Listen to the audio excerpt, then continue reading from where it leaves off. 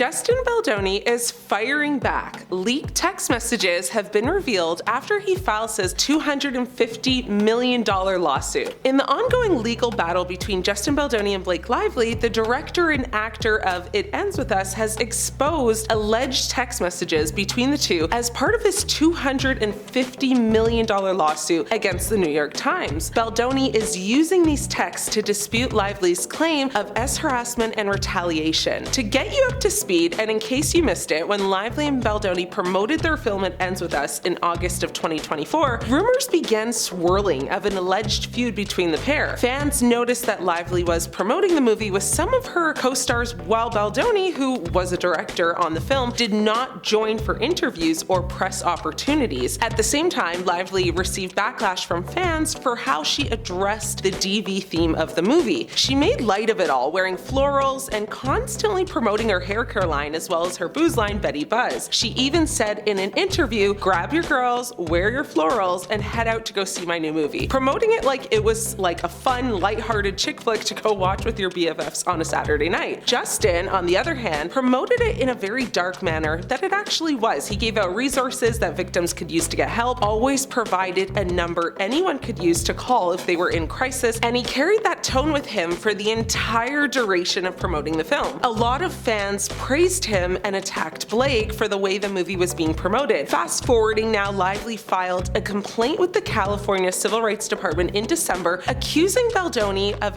harassment and retaliation. Now, Lively claimed that after she raised concerns of harassment on the set of their film, Baldoni and his team retaliated against her, leaking unflattering press to try and ruin her professional reputation. Lively's complaint was first reported in the New York Times, which published an article titled "We Can Bury Anyone Inside a Hollywood Smear Machine." The 4,000-word article contained contents from the Civil Rights Department complaint, which typically remain confidential. In the wake of the New York Times article and Lively's complaint against Baldoni, he was actually dropped by the talent agency WME, which also represents Lively and her husband Ryan Reynolds. Now, Lively received swift support across Hollywood, with even the Actors Union releasing a statement in support of her. Now, Baldoni is alleging that Lively created false harassment accusations so she could actually take control of the film, then set out on a campaign to reshape her public persona with salacious, headline-grabbing allegations. Baldoni's lawsuit states that Lively's allegations were to assert unilateral control over every aspect of the production, and that it was both strategic and manipulative. Now, simultaneously, her public image suffered as a result of a series of high-profile blunders, which she tried to deflect by blaming plaintiffs for the public's prying interest into the foibles of an A-list celebrity. Now, this is nothing but an excuse. Fame is a double-edged sword, but Lively's tactics here are unconscionable. The suit claims that the New York Times failed its journalistic integrity to vet Lively's allegations, noting that the paper relied almost entirely on Lively's unverified and self-serving narrative, lifting it nearly verbatim while disregarding an abundance of evidence that contradicted her claims and exposed her true motives. A spokesperson for the New York Times said that the publication plans to vigorously defend against the lawsuit. Baldoni's suit was filed by attorney Brian Friedman in Los Angeles Superior Court, and I should note that Brian is considered the street-fighting lawyer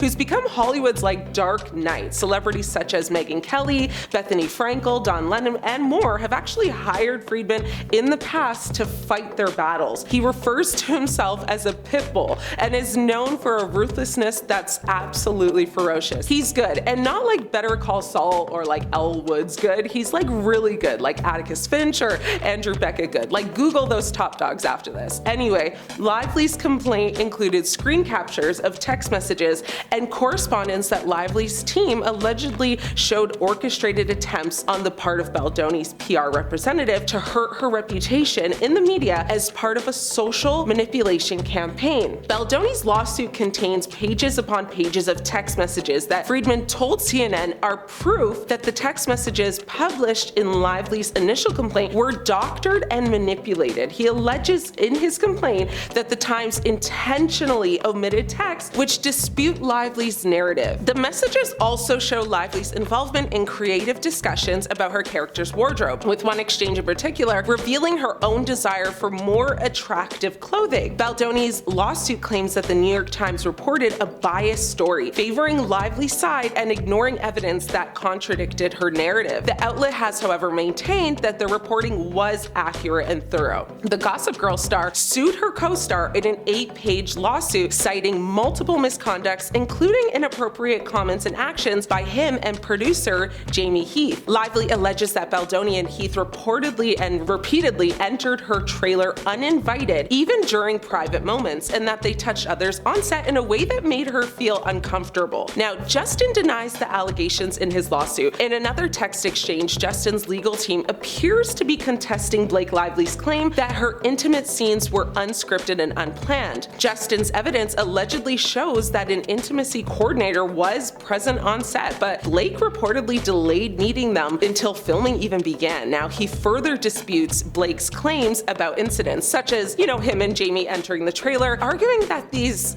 actions were not inappropriate. And according to Justin, Blake was at ease with their presence and even invited him to rehearse lines while she was feeding her child. He also clarified that an incident where Jamie allegedly saw Blake shirtless was misrepresented. She was actually covered, and Jamie had knocked and been invited in for a meeting. Baldoni's lawyer wrote, "Both Heath and Baldoni have children and are comfortable around feeding mothers, and Lively seemed equally comfortable. In fact, Baldoni's wife co-founded a company that makes a feeding garment for babies, a prototype that originated with his mother when he was a baby." And as revealed in a text message exchange between Baldoni and Lively, less than 2 weeks into filming, Lively invited Baldoni to her trailer to rehearse lines while she was producing milk. Now, Baldoni's suit offers a rebuttal to that specific claim, showcasing a text that appears to be from Lively to Baldoni that reads, "I'm just pumping in my trailer if you want to work out our lines." Both parties have filed lawsuits accusing each other of retaliation, and honestly, after Lively's complaint was filed, a snowball effect ensued, with both sides taking jabs at each other, raising questions as to how those private text messages were even acquired in the first place.